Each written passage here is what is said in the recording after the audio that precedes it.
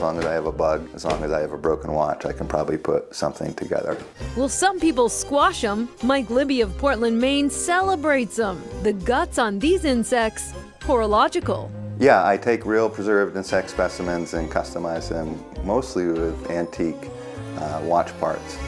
But lately I've started, in the last couple of years, throwing in some like sewing machine parts. Cogs, gears, coiled springs, and in some cases, precious jewels. So this is a Kubochon from Cartier, and it's bezeled with an actual sapphire. He shared the buzz on how he ended up here. Yeah, it was back in 1999. I was at an artist residency, which is basically a place where artists can go and make whatever they want. Went to what I thought was kind of a cheeky gimmick of an idea and decided to make a robot bug. I found a beetle a year previous under a vending machine and decided that it was intact enough. I wanted to keep it as a specimen. With that shell, he used an old Mickey Mouse watch to create his first robot bug. His work certainly progressed, delicate in nature and dynamic by design, opening the Insect Lab in 1999 after graduating from the Rhode Island School of Design. And last year I started to include some tattoo needles into the bees and the wasps and the hornets. I like to look for those little correspondences between the functionality of the equipment. His parts, if you will, are acquired in various ways. Where do you get your bugs?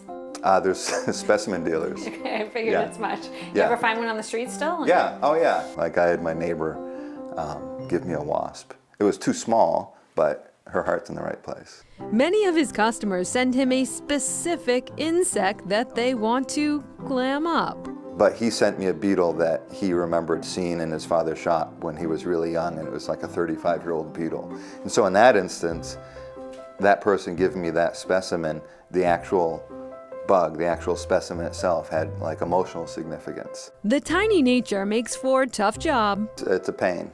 I mean, it's not easy. It's a combination of making a Fabergé egg in a bottle. Like it's, you know, kind of like a ship in a bottle. It's very delicate, very time consuming. How do you ship these things? Very carefully, yeah. You know what they say about diamonds? The one about being a girl's best friend?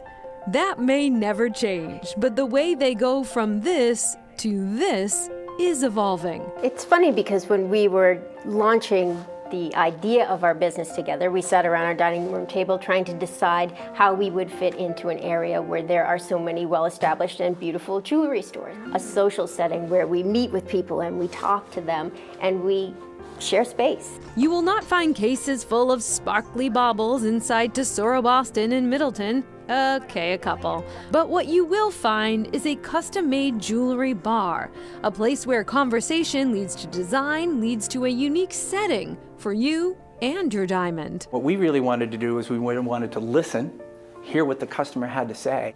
Working with our clients in this way, they get to really put their personal stamp on it. Jewelry is one of the few items that is governed solely by emotion. You pick the stone and Narissa brings your thoughts about the design to life on the computer.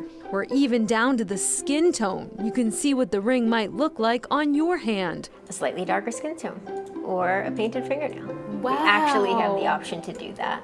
Think it's perfect? A 3D printer version of your setting is next. This young woman came in and they're getting married and she's like, I want something that will depict the strength, like our love is like as strong as an oak tree. So we took an oak leaf and then we took another heart-shaped leaf that we found out in nature and made her an alternating oak leaf, heart leaf, oak leaf band. Whatever you can imagine, or perhaps reimagine. Pretty close to that. I mean, you know, we understand the engineering behind it, so we know what's not going to work. If you're wondering if you can afford this personalized approach, well, It doesn't matter if it's $400 or $4,000 or $40,000 to us. It doesn't matter. The same amount of energy goes into it. You know, I love everything about that. And my fingers are kind of bare, honey, if you're watching.